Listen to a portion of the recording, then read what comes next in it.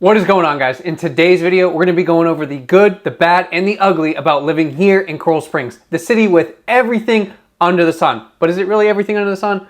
For the most part it is, and we'll kind of dive into that. But before we get started, if you want to know everything that there is to know about living, eating, sleeping, and even playing in Coral Springs and South Florida in general, please hit the like and subscribe button. We get calls, emails, texts, DMs every single day from people just like you looking to move not only to South Florida, but Florida in general, and we love it. We love being able to help you out in any way possible. So if there's anything we can do, please let us know. Our contact information is down below in the description, but let's jump right into it, and we'll start with the cons first. And we're not doing any of those cookie cutter cons either, like the weather and this and that, no. So we're gonna be straight up. I think the first con is probably the location. Now the location is also a pro, which we'll get into, but the main thing with the location being a con is it's all the way out west. So you're pretty much there bordering the Everglades, and it's not necessarily a bad thing. It's not like there's alligators in your backyard or anything, but if you want to go do things and you're a little bit younger, there's not a whole lot of nightlife scene to it, and you have to go out to Fort Lauderdale or Pompano, Deerfield, Hollywood, and it's a drive. I mean, it's going to take you, like, if you're all the way out on Atlantic, right next in the Sawgrass, and you're going to go straight out to Pompano Beach, it's going to take you, fastest I've ever made it, 20 minutes at night, and I've gotten every single green light. Going the speed limit, of course. But on average, it's going to take you about anywhere between 30 to 45 minutes. If you're not in rush hour traffic too, rush hour traffic, forget about it, easy hour, hour and a half drive. But on the flip side of that, the location being a pro is that you're right there near every single major highway. So you're right next to the Sawgrass, which can take you to the Turnpike, 95, 595, or even 75. On top of that, I mean, if you want to do everything you want is in Coral Springs, you're not really concerned about going to the beach or being on the water, you're still close enough that you can do it and be there in 20, 30 minutes, like I said, and you have everything right there in your backyard. So every restaurant, shopping, dining, everything is right there. I mean, you don't really have to go out to Fort Lauderdale at the same time, or even Pompano.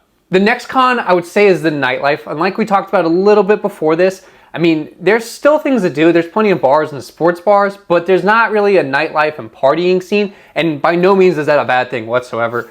But if you're kind of younger or a young professional and you want to go out and do things, you have to drive out to other places. Like, most people aren't going to Boca. Pompano is kind of very similar to that of Coral Springs. Like, there's bars and things, but not a real party scene. If you really want that party scene, you have to go out to Fort Lauderdale, Hollywood. You can go down to the Hard Rock, or you can go to the Hard Rock in Coconut Creek, but it's not the same as the Hard Rock Hotel and Casino in Hollywood, not Miami. People get that confused. Or you can go down to Miami. It's still about a 45-minute drive.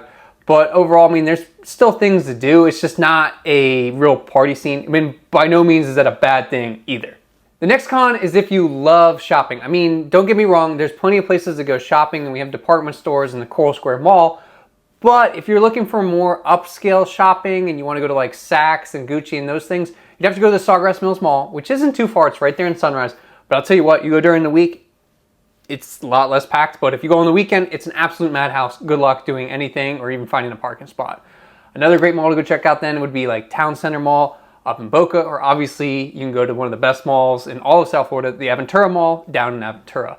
But overall, I mean, there's still decent shopping, but if you're looking for that more upscale type shopping, you're gonna have to go somewhere else, but it's still maybe a 30-minute drive.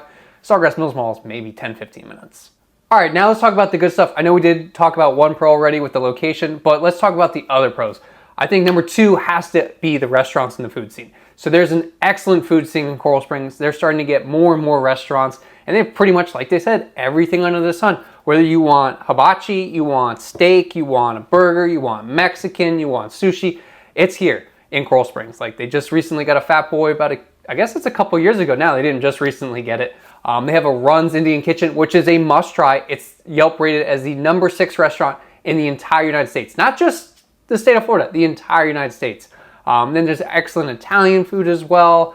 Obviously you have your staples like McDonald's, Chick-fil-A, different things like that. But pretty much any cuisine that you want, it's gonna be here, and you don't have to drive really far. Most of the restaurants are right there on University, so it's pretty easy to get around. They're all pretty much on the same road.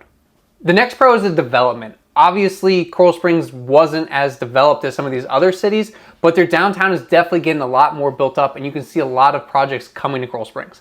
So for example, on University and Sample, they're now building, well, they're almost done now, building up these new apartment buildings, and they're gonna have all these retail stores and shops underneath them as well.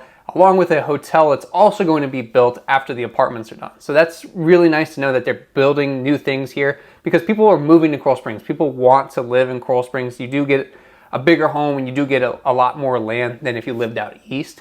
Plus, I mean, it's perfect for people with families as well, because that kind of ties into our next pro, which is all the parks. So if you love sports, I will put money on it that some of the best athletes in South Florida are coming from the Coral Springs area. I'm not saying Coral Springs completely, but there's a lot of athletes here and there's a lot of things to do. So one of the main things, like Mullins Park, there's always a great basketball game, pickup football, there's baseball fields there. I mean, people are outdoors and they want to be active playing sports or doing something, which is great for not only people like myself and you, but also for people with families and young kids who want to get them involved in sports and just kind of see, they realize like how big of a role sports had in their life, and they want to kind of have that opportunity for their kids as well.